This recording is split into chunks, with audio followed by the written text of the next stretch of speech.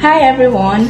Today I'm here with an amazing couple and they happen to celebrate their Pearl marriage anniversary, which means they have been married for 30 good years.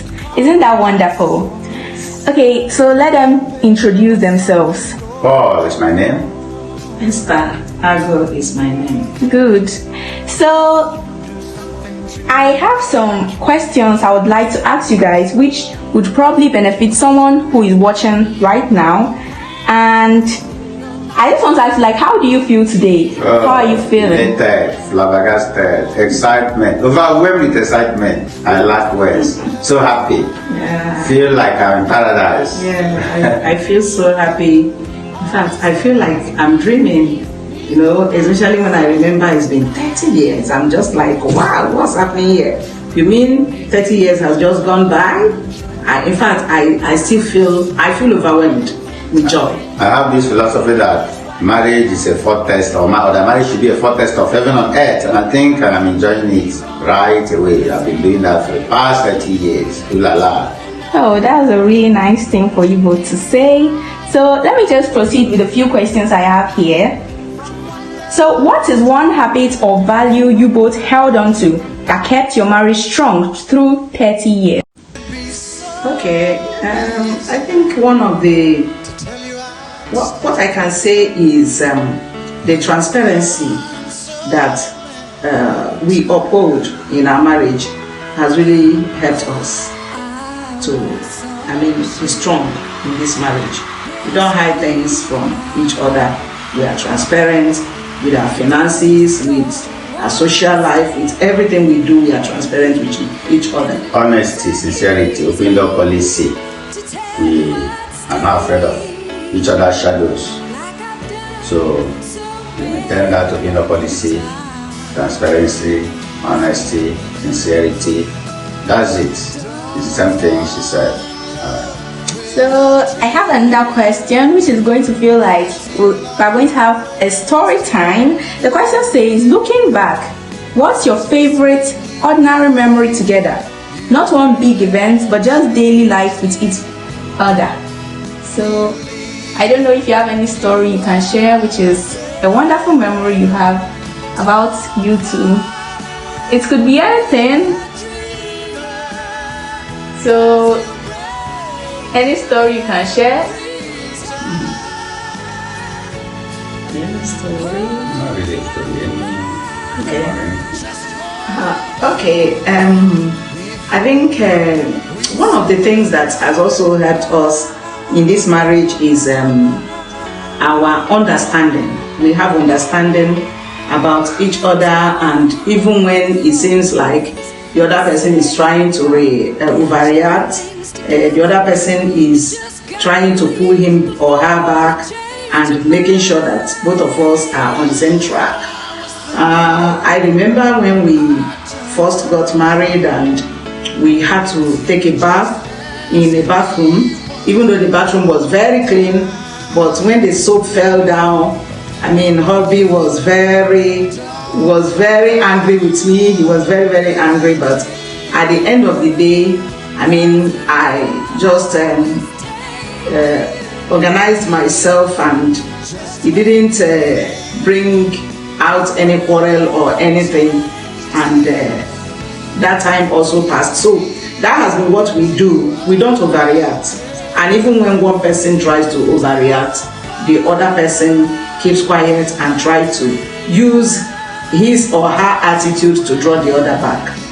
Okay, one of the things I remember is that we have time to pray, sing, and read the Bible together. I also have ample time to tell my stories. I'm a storyteller, I'm a writer, I'm a novelist, I'm a prolific writer. So I write, I read, I tell stories, and I always want my sweetheart to be the first person that will read my social media posts.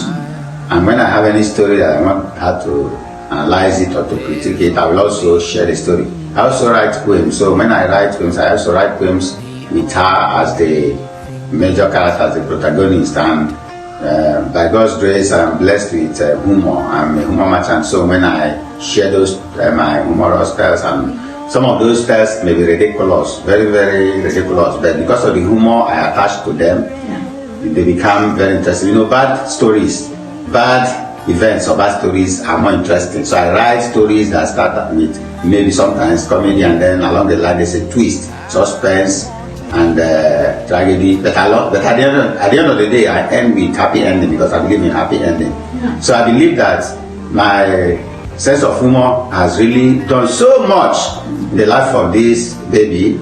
Because I remember when we were cutting, and by the time we were about ready, she would say, she would call me her pet name for me, Chiemeka, you have changed me. That Chiemeka, my Igbo name is Chukwuemeka. So that Emeka, the suffix in that name is my own, the abbreviation. Why her name, Chinwendo, which I added an M, Chinwendo, meaning God owns my life. So we shortened it and we called it Chiemeka. And even the mother, when she was alive, was also calling us Chiemeka because we were calling ourselves Chiemeka. So that's it. All right. Oh, that's really nice.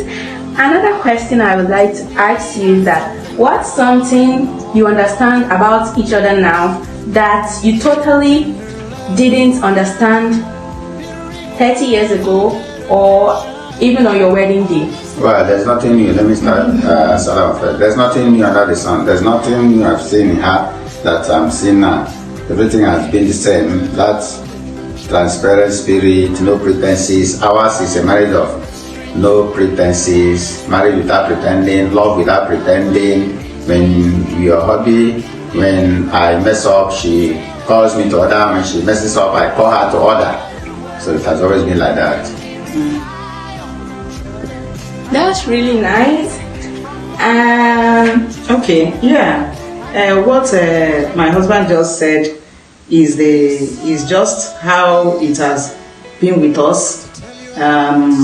When the other person wants to go the wrong way, the other person there's actually nothing we have seen that actually we didn't see before we started.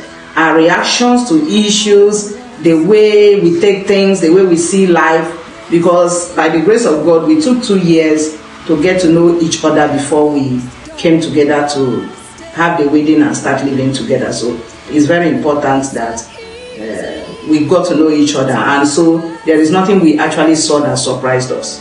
Oh, that's okay, because the Bible even says that God is the same today, tomorrow, and forever. So it's really nice that you guys got to know each other very well. Another question is, what's the biggest challenge you faced as a team, and how did you get through it? Well, by virtue of our work, we are what I would call a vanguard. We are missionaries moving from place to place. Sometimes we spend a year, sometimes 1.5 years, sometimes more than that. So moving from one location to another, embracing new cultures, new food, new language, new way of life, culture shock. What is seen as good here may not be good in another location. So endless culture shock. These are the things that pose a kind of threat. But then we have weathered the storms for 30 years and we've been moving. We've lived in so many parts of our country, Nigeria, before we moved down here. And God is helping us. So it's one of those things, and the grace of God is sufficient for us. Yeah. So just like he said, having to give birth to children and raise children in different cultures, having the children go to different schools at different times. There are even at times when we move to a new place, they are not able to go to school for a term, and for some time, even the school they will attend may not be the type of school that we actually or we really want our children to attend, but in it all, God has helped us. Yeah. So if you could give one advice to a couple who are just starting out, what would it be? Because a lot of people would actually want advice from you guys. So can you give us? Okay, I will tell them, be real, be yourself. Don't be what you are not. Don't be on the outside what you are not in the inside. And be intentional in making your marriage work, because our marriage is someone that make it work. It doesn't work. Marriage does not work in a vacuum. Yes. It takes two people to tango. So it takes two people to make it work. So you must be intentional about making it work. And then you must be real. You mustn't be wearing any mask on your face. so that you'll be able to be sure of what you are doing and what you want for your marriage. Okay, I would like to tell anybody going into marriage to be sure that love is the foundation of that marriage.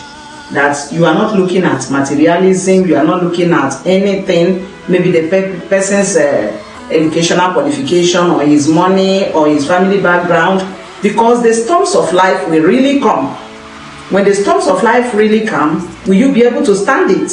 Because so many people have looked at those other things, whereas they know down deep in them that they don't have love for that man or that woman, and they go into it.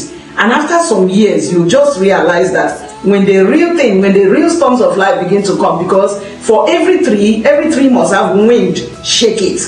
So, and trees bear fruit. So when that wind of life will come to shake the tree of your marriage, if love is not the foundation, that tree is going to fall. And the Bible told us that God is love. So love is God.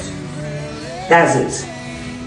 Thank you all so much for watching. If you're still watching to this extent, make sure you leave a congratulations for this happy couple and wish you love in your life also, because everybody deserves it. Yeah. Bye. Thank you, Ms. Moderator. We appreciate it. Thank you so much.